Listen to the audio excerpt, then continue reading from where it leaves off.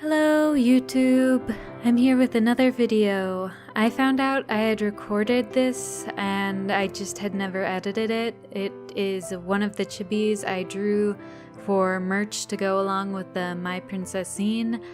It was made into a sticker sheet with the other chibis as well as into an acrylic charm with Ichika together. They were together because the artist illustrated both Collar X Malice and Amnesia, so I put them together in the charm. Anyway, I guess for this video, I think I'll talk about my first experience with Amnesia. I remember it pretty well because that was the game that really pushed me to buy a PlayStation Portable back in the day. I don't even remember how many years ago it was. Was that like 2010, 2011? Somewhere, whenever the first game for Amnesia came out on the PSP, that's when I got it. That's when I got my PSP, that's when I got the game. And it was pretty fun. And the reason I got the game was because I had played the PS2 game, Under the Moon Crescent, and my favorite character, Lenny, was voiced acted by Kisho Taniyama, and most of the other characters he voice acted in Otome games I didn't really like aesthetically, but Iki from Amnesia, I was like, yes, he's hot, I love his voice, that is character, I'm gonna get a PSP, gonna get the game. And it was actually pretty good because the time between buying my PSP and getting the Amnesia game, I played Persona 3 Portable, so that was pretty fun fact. But yeah, it was probably one of the first games I really got before there was ever any hype behind it, because usually I'm late to the party for these things due to time, money, or whatever. So I was playing it for the first time before I could even be spoiled on it, before there was even an anime, before my Japanese was really good enough to understand it, I would say even. And so I just played it anyway. I would have to say I really remember Iki's route really being intriguing because I was frustrated because I feel like I didn't know if I could trust that this was an Otome game and it was gonna turn out to be good, or if he really was like a super playboy character and a horrible guy. It was that mystery element that made it really fun to play. And even though the heroine didn't have any lines in the beginning, I kind of felt like Orion, that's his name, the little spirit boy, I almost felt like he was the pseudo-heroine voice acting everything I would be thinking or feeling while playing the game. And so it was still pretty fun, I thought. I thought it was a pretty fun game.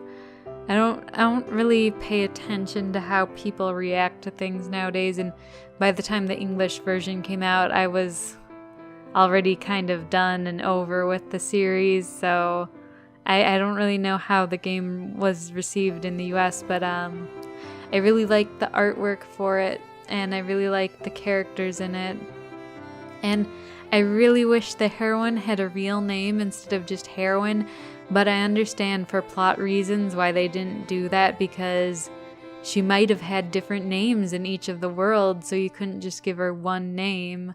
It was a very interesting premise. And you know what else, now that I think about it?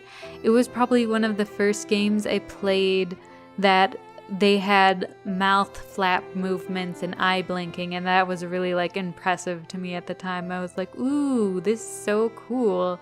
So cool. And yeah, so I did end up buying the English version for PC later on, though. I think I've only played Toma's route in it in English so far. So yeah, it's just pretty good game, pretty fun. The heroine's pretty cute, love her a lot. Her look's always on point. But to be honest, I must admit I have always been a little bit jealous of how popular Amnesia got, because I played the game Desert Kingdom on PS2 before Amnesia was released, and it had the same artist, but the art style was a little bit more youthful looking, a little bit more chibi-ish compared to the super ikemen style of Amnesia. And I feel like, oh no, if only Desert Kingdom had been in the more ikemen style of Amnesia, it might have been more popular, because I feel like it's a super neglected game. I really liked Desert Kingdom. It was really funny. You had a sassy tsundere heroine, and it made me laugh out loud multiple times, and that was when I couldn't even understand Japanese that well.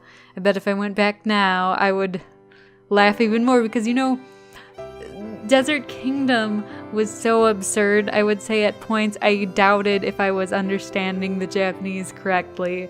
Like, in Desert Kingdom, this is a spoiler for one of the, like, generic, or not generic, but you know, the non-couple ending, the non-bad, non-good, non-relationship ending, was you helped these assassins, and they ended up becoming an assassin boy band, and they sung the ending song or opening song, whatever, and it was just like, what the heck? It made me laugh a lot. And I'm always a little bummed that it's like, even now you'll see people drawing the heroine from Amnesia and Ichika together, and it's like, bye, Aspasia from Desert Kingdom, we don't care about you, we only care about these two games by this artist. And that's a bit unfortunate, but I mean, both games were fun, both games had very different aesthetics, and I can see how Amnesia and Color X Malice, both mystery-esque, would go together better versus Desert Kingdom, which is kind of like goofy comedy game. No mystery really there. I mean,